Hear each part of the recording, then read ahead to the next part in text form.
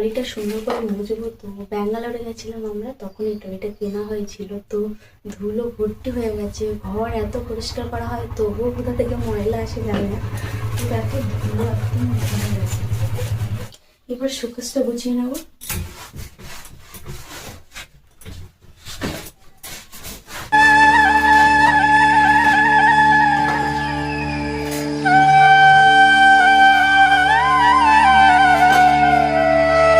অঙ্কিতা, 9টার সময় ঘুমের থেকে উঠে কি করছিস?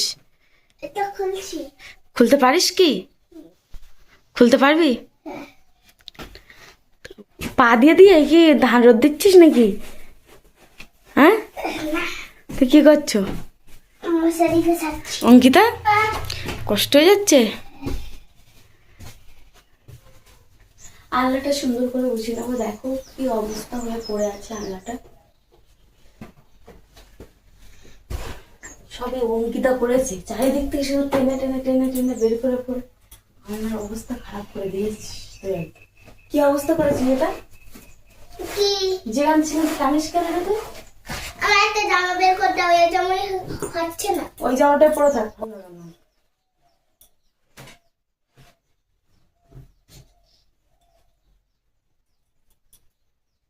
বুঝাতে পারলি না তো?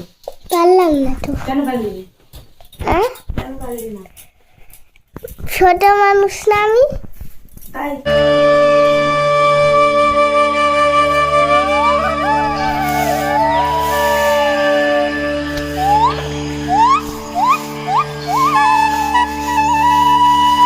বন্ধুরা দেখেন কি করছে।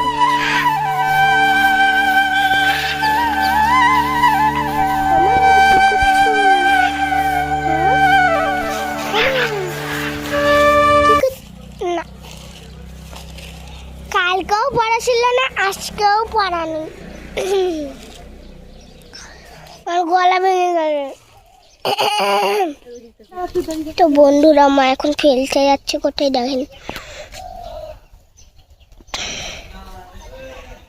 মার এখানে ফেলার জায়গা। হ্যালো বন্ধুরা, সবাই কেমন আছো? আশা করি অনেক ভালো আছো। তো welcome back to my Bhaswati Sundarban লাইফে সবাইকে আবার জানাই অনেক স্বাগত। এখন সময় হয়ে গেছে 9টা বেজে গেছে। তো কাজবাজ তো করা হয়ে গেছে, তো এবার রান্না বান্না করবো। বাস কমপ্লিট হয়ে গেছে, অঙ্কিতা সকালে খাওয়া হয়ে গেছে। তো এখন রান্না করব দুপুরে রান্না। তো চলো কি রান্না করছি সেটা তোমাদের সঙ্গে শেয়ার করব।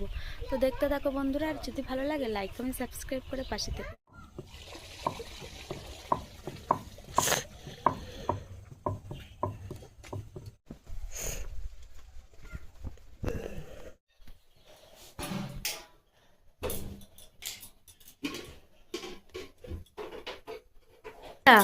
ম্যাগি বানানো শেষ, হ্যাঁ, এবার কি করছো? খাচ্ছি। কেমন লেগেছে? ভালো। কই দাও দেখি আমার। সত্যি তো ভালো লেগেছে খেতে। এবার দেখেন মা বাঁধাকপি কাটছে, বা খাওয়াও শেষ। বাঁধাকপি খাবি তো? হ্যাঁ, চিংড়ি মাছ দিয়ে করবো, ঠিক আছে?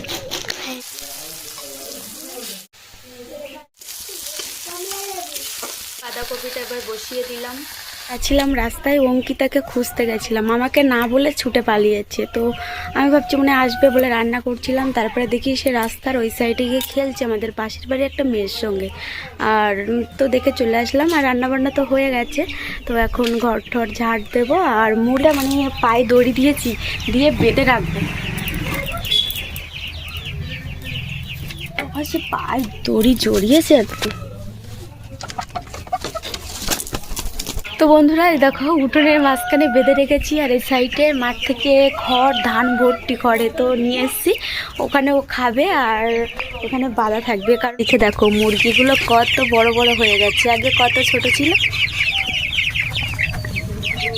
তো বন্ধুরা এবার অঙ্কিতাকে নিয়ে আসতে যাব। তো সময় হয়ে গেছে 11টা 47। তো ওকে নিয়ে আসবো, স্নান করাবো, আজকে রবিবার। তো রবিবারে তোর পড়া নেই, তো ভাবছি আজকে একটু নদীর পাড়ে যাব বিকালে। তো এখন তো শীতকালে তো দেখতে দেখতে সন্ধ্যা হয়ে যায়, তো সকালে পড়ানো, রাত্রে পড়ানো বাচ্চাদের, এভাবে সময়ই হয়ে ওঠে না যে একটু নদীর পাড়ে ঘুরবো, তোমাদের সঙ্গে শেয়ার করব বা নদীর পরে ভিডিও দেবো। তো সময়ের অভাবে আর করতে পারছি না সেগুলো, কিন্তু বাচ্চাদের পরীক্ষাটা হয়ে গেলে না, কয়েকদিন ছুটি থাকবে, সেই সময় অনেক রকমের ভিডিও তোমাদের নিয়ে আসবো।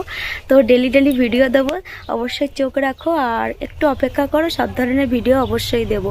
তো এখন অঙ্কিতাকে নিয়ে আসা যাক, স্নান করে সকাল সকাল ঘুম পাড়াই ওকে। তো বিকেলবেলা একটু 3:30 4টার দিকে যাব নদীর পাড়ে, তো তোমাদের সঙ্গে সব কিছু শেয়ার করবো। তো স্কিপ না করে দেখতে থাকো, আর এখন কি করছি সেটাও তোমাদের সঙ্গে শেয়ার করব। তো চলো, কি হচ্ছে এখানে? কি প্রশ্ন?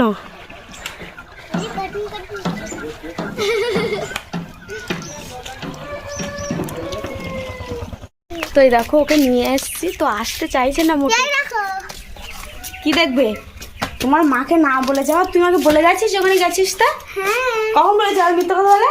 আমি খুঁজছি। তো অঙ্কিতা মোটে আসবে না, জোরের সত্ত্বে নিয়ে এসছি। বলছে ও জিয়া দিদি যার সঙ্গে খেলা করে না, ও তাকে বলছে দিদি যদি চায় তাহলে যাব। তো ওকে দিয়ে এগিয়ে নিলাম, তারপরে বাড়ি আসলো। এবারে স্নান করাবো, স্নান করে চলে এসছি বন্ধু। তো বন্ধুরা, মা এখন ঠাকুর পুজো দিতে যাচ্ছে। মা কি দিচ্ছ?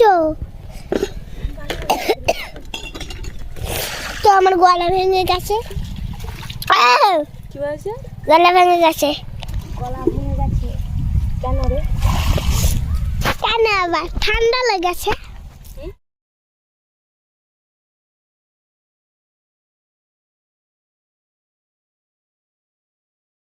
তো বন্ধুরা স্নান করে আসলাম, স্নান করে ঠাকুর পুজো দিয়ে দিলাম, আর এবার বডি অয়েল মাখবো। আর এদিকে দেখো অঙ্কিতার চুলগুলো দেখো, শুধু চুল দেখো। ফোনটা বন্ধ করে এখন। কেন কি আবার? ফোনটা রেখে দাও। এখন দেখা যাবে না, হাত কাছে দেখতে হবে। বন্ধুরা অঙ্কিতা না এই ঠান্ডার সময় স্নান করতে যায় না, একদম বাসতে পড়া মেয়ে। তো ও জোরের সাথে স্নান করিয়েছি আজকে ওকে। প্রতিদিন তো জলের সাথে চান করো। এবার চলে যাবো দুপুরের লাঞ্চে। তো চলো লাঞ্চে কি রান্না হয়েছে তোমাদের দেখাই। এদিকে বাঁধাকপি ভাজা,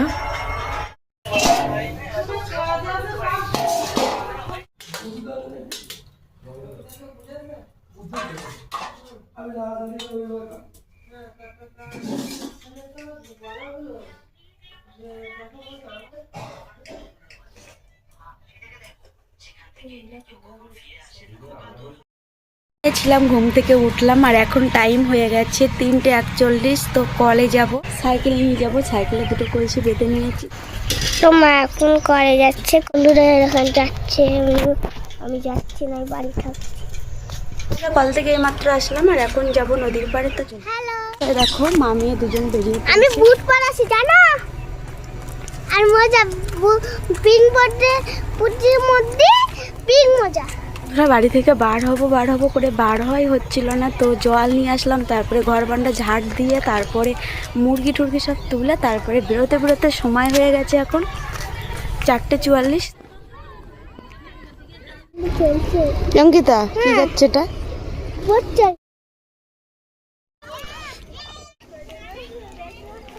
তো বন্ধুরা দেখতেই পাচ্ছ আমরা নদীর পাশে একদম, তো যাবো এই ঘাটটায় যাব। তো চলো যাওয়া যাক।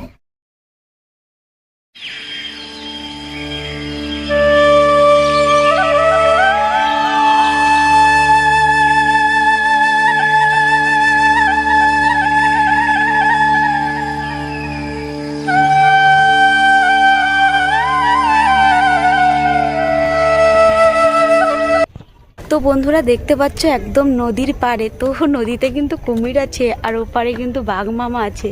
তো জোয়ার হচ্ছে দেখো। তো বন্ধুরা দেখো কি সুন্দর লাগছে নদীর পাড়ে। তো এই দেখো অঙ্কিতা একদম কোথায় গেছে, দেখ বেশি দূর যাস না কিন্তু পড়ে যাবি। পাশে কোম্পানি আছে, তো কোম্পানির ঘাট এটা, আগে ওটা ছিল তো ভেঙে যাওয়ার কারণে এখানে বাঁশের একটা করেছে। তো এখানে বোট ধরে, এখান থেকে পাটি ওঠে, কাঠের পুরো বাঁশের ঘাট করেছে এটা। আর ওদিকে সূর্য অস্ত চলে গেছে। তো আগে না 5-6 জন ছিল ওখানে বসেছিল আমাদের বাড়ির পাশে মেয়েরা, তো ওরা এইমাত্র চলে গেল আর আমাদের কল থেকে আসতে আসতে অনেক দেরি হয়ে গেছে। তো ওরা বলছিল যে বৌদি তাড়াতাড়ি আসবে, আমরা এখানে বসে থাকবো। তো আমরা আসলাম, ওরা বেরিয়ে গেল। তো কি করা যাবে, না হলে অনেক মজা হতো। ওদিকে দেখো ট্যুরিস্ট বোট যাচ্ছে। তো শীতের সিজন মানে অটোমেটিক আমাদের এখানে বিদেশ থেকে সুন্দরবন দেখতে আসে। তো সারাদিন সব জায়গায় ঘুরে সন্ধ্যাবেলায় হোটেলে আসে। তো ওই দেখো সব সন্ধ্যা হয়েছে আর সব বোটগুলো রিসর্টের দিকেই যাচ্ছে। এটা না হালকা জঙ্গলটা হালকা, ওই সাইডে ঘন আর ওই সাইডে তো বাঘমামা ওই পারে। তো বন্ধুরা এই শীতের সিজনে না বাঘ এপারে আসার সম্ভাবনা প্রচুর থাকে। তো সেদিন আমার শ্বশুর শাশুড়ি চিংড়ি মাছ মারতে এসেছিল, তো ওপারে বাঘের ডাক শুনতে পাচ্ছিল, বলছিল যে বাঘ ডাকছে।